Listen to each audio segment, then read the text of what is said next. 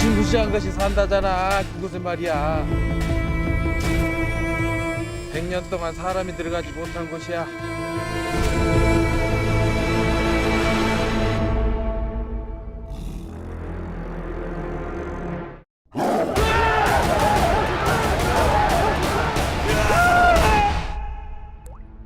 피의 복수가 시작될 것이다. 킹덤 아신전. 한류 스타 전지현 씨가 오래간만에 액션 배우로 등장하는 넷플릭스 드라마입니다. 현재 인기가 대단한데요. 국내 넷플릭스 인기 순위에선 당연히 1등이고요. 홍콩과 타이완에서도 1등을 먹었습니다. 심지어 멀리 유럽까지도 인기가 전파됐는데 프랑스에선 6등, 미국에선 10위권 안에 들었습니다. 오늘 문화로 있는 경제, 화제작, 킹덤 아신전으로 읽는 유니버스 이코노미에 대한 이야기를 해보려고 합니다. 자, 일단 킹덤 아신전이 어떤 내용인지 좀 짚어보겠습니다. 자, 킹덤 아신전은 스텝들이 화려한데요. 시그널의 김은희 작가, 그리고 영화 터널의 김성훈 감독이 연출을 맡은 작품입니다. 킹덤은 시즌 1과 시즌 2로 만들어졌고요. 전체 제작비가 무려 350억 원에 달하는 초대형 블록버스터 좀비 액션물입니다. 자, 킹덤 아신전은 아주 성공한 블록버스터의 스피노프격인 외전인데요. 킹덤 시즌2의 마지막에 전지현 배우가 아주 깜짝 등장합니다. 전지현이 연기한 아신은 킹덤에서 좀비를 만든 장본인으로 그려지는데요. 한마디로 이 세계관 안에서 끝판왕에 해당되죠. 킹덤이라는 대형 좀비물은요, 결국은 지배계층과 피지배계층 사이의 갈등을 그리는 이야기입니다. 한편으론 김은희 작가 본인은 굉장히 정치적이고 경제 구조적인 메타포가 담겨 있다, 이렇게 설명했었는데요. 피지배층을 위하지 않는 지배층의 무책임, 그리고 시스템의 붕괴가 결국 피지배층, 그러니까 평범한 백성들을 좀비화시키고 결국 모두가 사는 세상이 몰락하게 된다는 이야기입니다. 좀비는 부패한 지배계층에 대한 은유인 셈이죠. 원작자인 김은희 작가는 이렇게 설명하기도 합니다. 킹덤 시즌 1은 배고픔이 키워드고 킹덤 시즌 2는 혈통이 키워드라고 얘기하죠. 자, 그렇다면 킹덤 시즌 3는 무엇이 키워드일까요? 바로 이 모든 걸 아우르는 한이 주제라고 합니다. 자, 킹덤 아신전은 킹덤 1과 2 사이에 시즌 3 이어주는 브릿지 역할을 하는데요. 여기서 바로 한의 원형인 아신이라는 인물이 등장합니다. 아신은 여진족도 아니고 조선족도 아닌 아주 최하층 계급으로 그려지죠. 결국은 양쪽 모두한테 버림받게 됩니다. 이런 배신감 때문에 아신은 결국 조선과 여진족 양쪽 모두의 멸망을 추구하게 되는데요. 바로 킹덤에서 좀비를 만들어내는 특별한 생물인 생사초를 활용해서 전 세상, 모든 세상을 좀비화 시켜버리려고 하죠. 바로 킹덤 아신전은 이 아신의 한의 기원을 그리고 있는 영화입니다. 킹덤 아신전은 이른바 킹덤 유니버스를 완성하기 위해서는 아주 꼭 필요한 에피소드인데요. 결국 좀비를 만든 존재가 등장해야 했고 그 존재한테 그럴 만한 명분이 있어야 했던 겁니다. 아신은 결국은 킹덤 세계관 안에서 타노스 역할을 맡은 셈이죠. 자, 여러분도 아시다시피 마블, 그러니까 어벤져스 세계관 속에서 이 세계관을 완성한 건 강력한 빌런 타노스, 그것만으로 세계관이 완성됩니다. 그리고 그한테 사연이 있습니다. 한 차례 실패해서 자신의 고향 행성이 멸망하는 걸 지켜봐야만 했죠. 아신도 마찬가지입니다. 아신 역시 처음엔 조선을 믿습니다. 그런데 결국 여진도 조선도 자신을 이용했다는 것을 깨닫게 되죠. 아주 잔인한 장면도 나오는데요. 아신이 사랑했던 가족과 같았던 동네 사람들 모두 죽음을 당하게 되죠. 권력을 이용해서 피지배계층을 죽이는 지배층은 전부 좀비화되어야 한다가 아신의 결심이 됩니다. 실제로 킹덤 1과 2에선 아신의 바람대로 조선의 왕조차도 좀비가 되죠.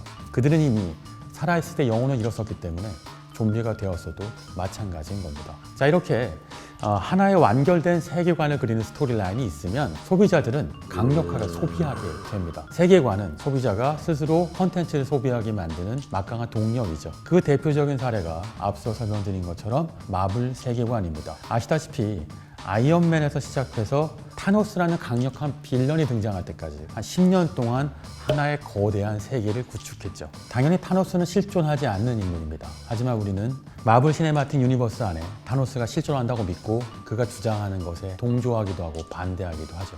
이게 바로 세계관의 힘입니다. 아이돌 인더스트리에서도 세계관은 존재합니다. 대표적으로 이런 세계관을 시도하고 있는 최근에 데뷔한 아이돌 그룹이 에스파죠. 에스파는 특히 메타버스와 결합되어 있습니다. 메타버스는 지금 세계와 다른 가상 세계를 뜻하죠. 자, 이렇게 현실 세계와 메타버스 두 개의 세계 속에서 다른 캐릭터가 서로 소통합니다. 메타버스의 에스파와 현실 세계의 에스파가 서로 닮은 듯 다른 듯 소통하죠. 에스파의 스토리라인은 에스파가 광야에서 모험을 즐기면서 그 블랙 맘바라고 하는 이 세계관의 타노스와 싸움을 벌인다는 것인데요. 좀 만화 같죠.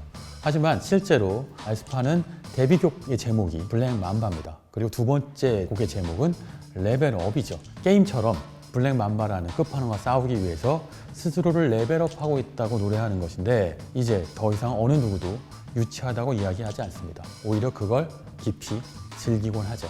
특히 MZ세대한테 이 세계관 놀이는 하나의 거대한 놀이터 같습니다. 컨텐츠를 배경으로 현실을 바탕으로 하나의 대한세계를 만들고 그 안에서 서로 소통하고 반응을 주고받으면서 즐기죠. 이걸 예능에서도 흡수한 지 오래입니다. 그런 대표적인 케이스가 매드몬스터라고 하는 아이돌 그룹인데 이 매드몬스터는 실제로 존재하지 않죠. 카메라 필터를 이용해서 개그맨 곽범 씨와 이창호 씨가 가상의 아이돌 그룹을 만들어낸 겁니다. 카메라 필터로 자신의 얼굴을 전형적인 아이돌 마스크로 만든 다음 아이돌이라고 주장하는데 이걸 팬들이 실제로 믿어주는 척하면서 즐기는 거죠. 실존하지도 않는 아이돌 그룹한테 열광하는 건 놀이입니다. 그리고 그 놀이가 제법 진지하죠. 세계관은 결국은 소비자가 콘텐츠한테 과몰입하게 만듭니다. 여기서 과몰입이란 소비자가 스스로의 상상력을 넣어서 콘텐츠를 자가 발전 확장시키는 현상을 말하는데요. 마블 콘텐츠만 다루는 유튜버들이 시장을 형성하는 것, 이거 역시도 전형적인 세계관 과몰입의 현상 중 하나입니다. 팬들은 마치 실시간 뉴스를 보듯이 마블 콘텐츠의 세계관 속에 인물 변화, 사건 변화, 스토리 변화의 소식을 접하고 소비하고 반응하죠. 게임 업계에서도 콘텐츠 세계관의 확장은 매우 중요한 화두가 되고 있습니다. 최근에 상장한 크래프톤은 배틀그라운드로 유명하죠. 그런데 자신들이 더 이상 게임 개발 회사가 아니라 콘텐츠 IP 회사라고 스스로 재정의합니다. 배틀그라운드 IP를 통해서 새로운 세계를 창조하겠다고 하는 것이고 그리고 그 유니버스의 이름은 PUBG 유니버스라고 지었습니다. 일본에 상장되어 있는 대표적인 게임 회사죠. 넥슨 역시도 마찬가지인데요. 넥슨은 마블과 디즈니의 경영진을 맡았던 케빈 메이어를 최근에 사회이사로 영입했죠. 넥슨은 유명한 게임 IP들이 많은데요.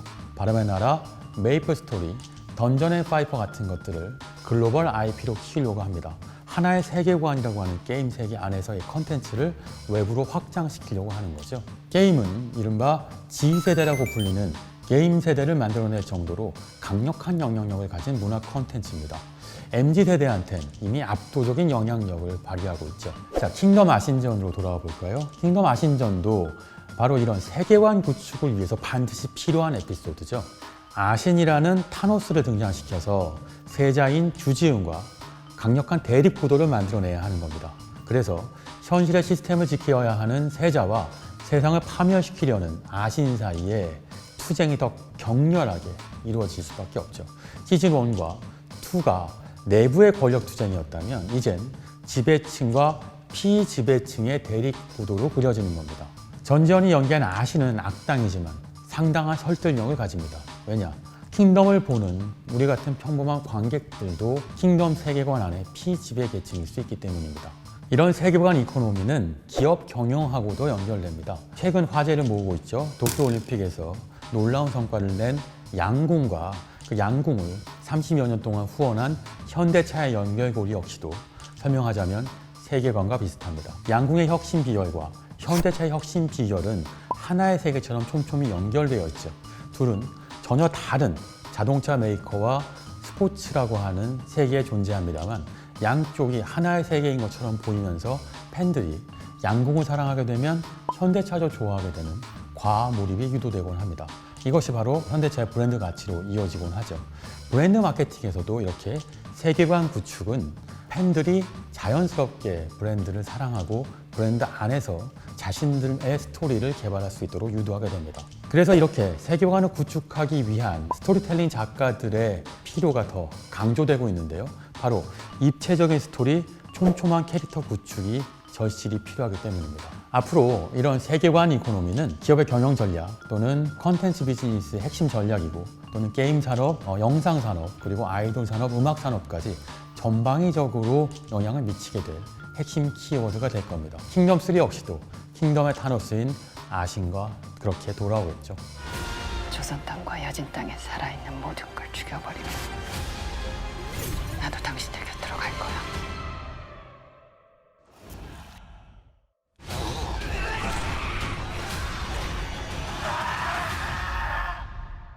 네, 지금까지 문화로 있는 경제, 세계관 이코노미와 킹덤 시리즈의 스핀오프죠. 킹덤 아신전에 대해서 살펴봤습니다.